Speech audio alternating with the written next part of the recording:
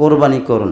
তাহলে এখানেও আমরা যদি ছোট সূরা পড়ি, কাউসার সব থেকে ছোট সূরা, সেখানেও শেষের আয়াতটা বলে ফাসাল্লি লি রব্বিকা ওয়ানহার। তাহলে আমরা বলেছি আল্লাহর জন্য সালাত আদায় করি, আল্লাহর জন্য কোরবানি করে থাকব। তাহলে এই কোরবানিটা হবে, কোরবানি শুধু আমরা মনে করি গরু জবাই, এইটাই কোরবানি, এছাড়া কোরবানি আছে না? যা কিছু আল্লাহ তাআলা ত্যাগ করতে বলেছেন এইটাকে ত্যাগ করার নামই হয়েছে কোরবানি, ঠিক না? তাইলে আল্লাহ তাআলা বলেছেন নামাজে মনোযোগ হও। নামাজে কি হবে? মনোযোগ হবে। হাফিজু আলাস সালাওয়াতি ওয়াস সালাতিল উস্তা আকুমু লিল্লাহি কানিতুন।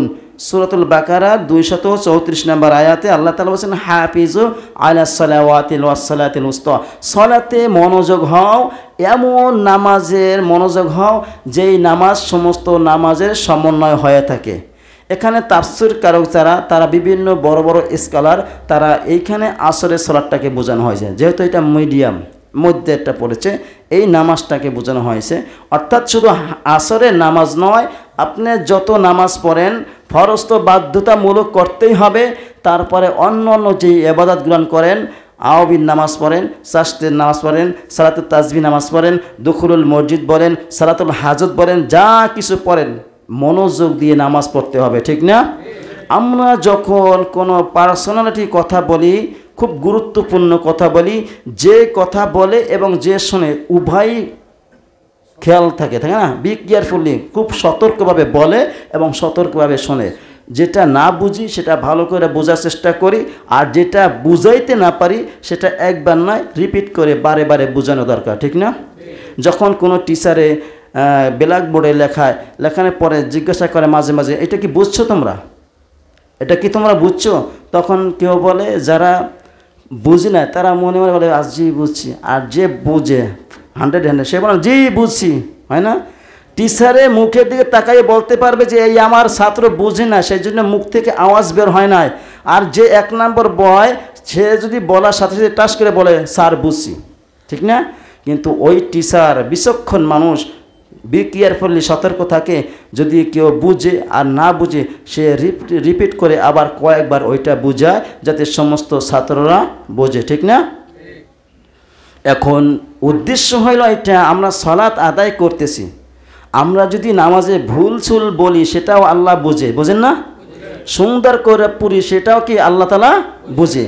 এই জন্য আমরা ভুল বুঝি, ভুল করি, এই জন্য আল্লাহ তাআলা সংশোধন করানোর জন্য বিভিন্ন রকমের কলা কৌশল দিয়ে কোরআনের ভিতরে মানুষকে সতর্ক করে দিয়েছেন, বান্দা যেটা করো ভালোভাবে করো।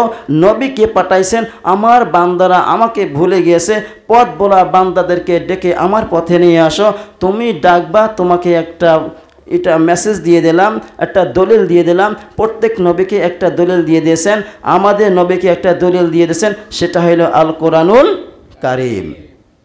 তাহলে নবী যদি শুধু মুখের কথা বলতো কাফেররা মানতো না, কোরআন দিয়ে কথা বলছে তারপর কাফেররা মানে না, ঠিক না? দলিল ছাড়া কোনো কাজ হয়? হয়? আপনি যদি কোনো জমি রাখতে যান দলিল ছাড়া হবে?